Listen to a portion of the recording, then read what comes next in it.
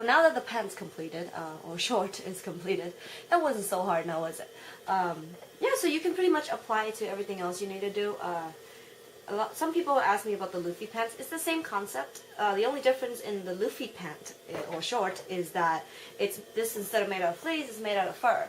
What I like to do is just cut the fur in that long strip of pieces, and I used to be lazy and I just hot glue it, and I think I still do now, but the main important thing is do the same concept with the fleece, with the fur, but only on the edges. And then when you fold it up over, you can just glue that and, you know, fold it in and glue it as you go. Because no one's gonna be looking into your little seam and be like, oh, that is not perfect or that is not good.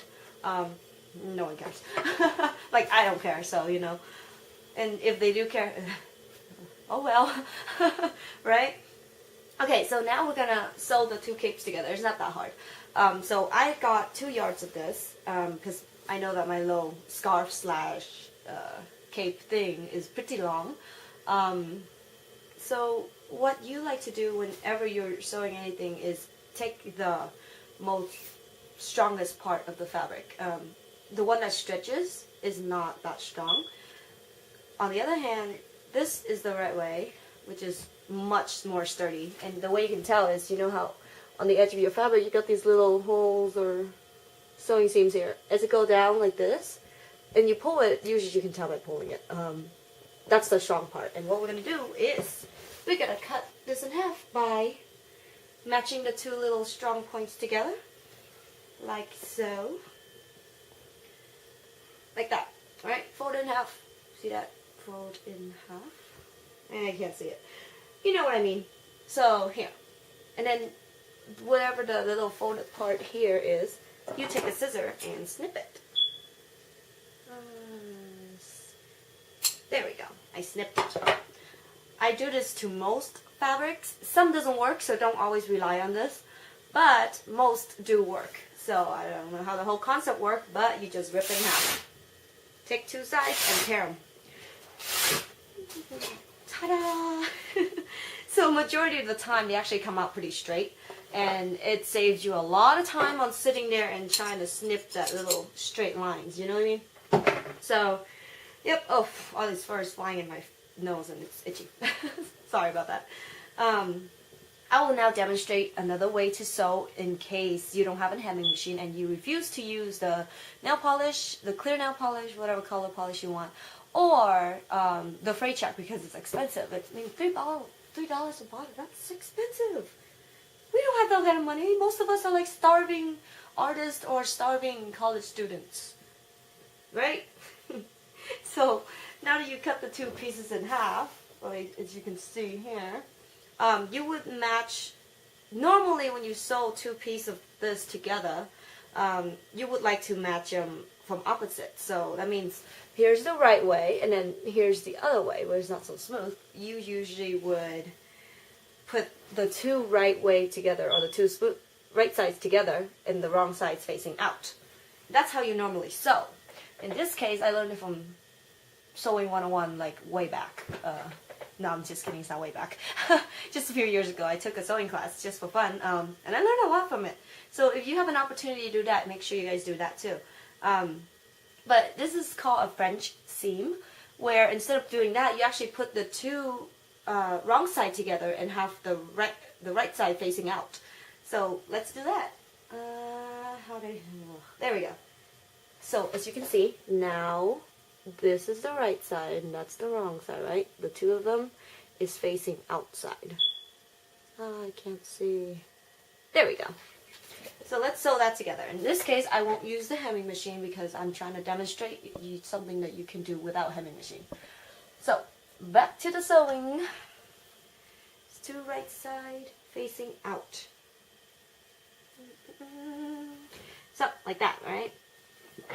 Turn this back on so it will be noisy, so please excuse me.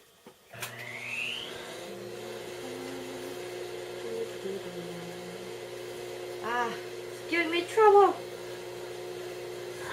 There we go. Oh, I forget one thing. When you're sewing this first seam, don't make it really large. I mean, sew it as little as you can, like maybe 1/8 of an inch, like tiny bit right here. Oh, I can't see. There, right there. So sew it like that. You need it to be tiny. So you see why. So make sure you sew it in a very tiny seam here.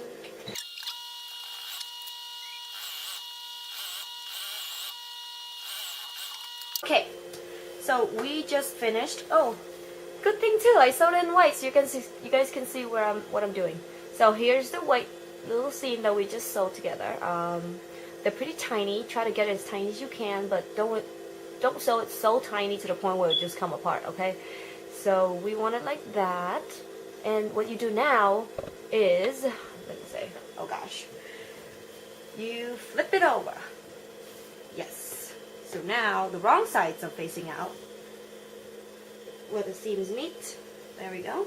Another convenience things you can do too while you're working is have an iron on, so you can pretty much iron and flatten it out as you go. But in this case, I don't have it here, so we're just gonna work with it. The nice things about having the iron to flatten all this out is that you get less of those little crease, wrinkle, and all that stuff. So here, see, you sew it over. This is the original seam right here. Oh, camera, why are you failing me? There we go. See, so you now fold it in half like this. And now what happened is you would sew it right there. You see, you can feel the previous seam inside. So sew it where you can, where it's not gonna pop out of your fabric or something. So this way it can hide the previous seam, and it's very sturdy too. That's one thing I like about this French seam. I use it when I'm not planning on having two fabrics. Well, hard to explain, but kind of like I'm sewing this little scarf slash cape thing. I'm connecting two pieces of fabric together, so I don't want the seam to show, I guess. So in a way, this is perfect for it. I know I'm rambling on. I don't know what I'm talking about, so let's just sew. So sew these two together. Ah, no. Okay. Alright, one of my thread came off. I got to re-thread here. Perfect opportunity. Invest yourself in one of this. It's one of those most convenient things ever. You see that? What you do is you just put the thread in, after you put this through the little hole you have in the needle, and then put the thread in, and then you just pull it. In this case, let me just go like that, and then you put the thread into here.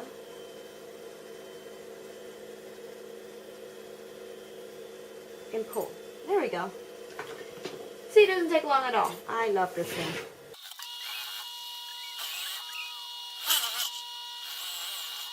Okay, we are done with this. There is your finished other side seam right here. Let me just move the camera back here. There we go. So this is it. And let me show you the result of what we just did after I cut this off. There we go. So now if you fold it back to the right side, you can see the seam didn't really show up, and now you have the option of either, fold this over to the side here and then go back to the right way, like the right side of this, and just sew a long seam to press it down.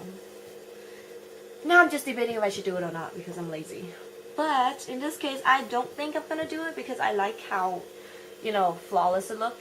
You don't see the seam because I have white thread, so if I do that, it's gonna show up on this side. So when I wear it, it'll look kind of weird and funky. So I'm gonna avoid doing that. So other than that, the scarf is now connected together. See, it wasn't so hard now, was it? Oh, I gotta still, yeah. So that's it. See, that wasn't so hard. I just pretty much finished two things at once. So now only with the scarf is I'm just gonna, burn it. Just kidding. I don't know what I'm gonna do yet. Most likely I'm just gonna nip it and take nail polish and just go around the edges.